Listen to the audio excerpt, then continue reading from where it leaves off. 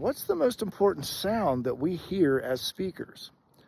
When I ask this question in workshops and seminars, the most common answer I get is laughter.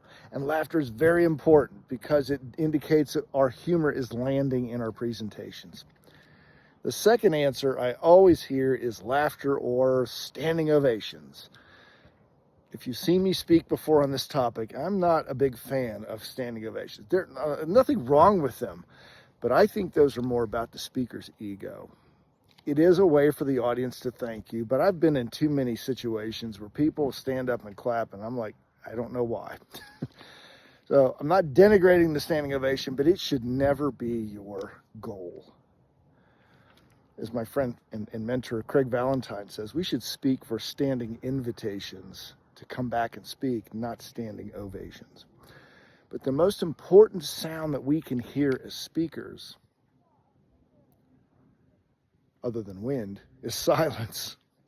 Silence is when we sell our ideas to the listener. This is when they start considering the implications of our points to their lives.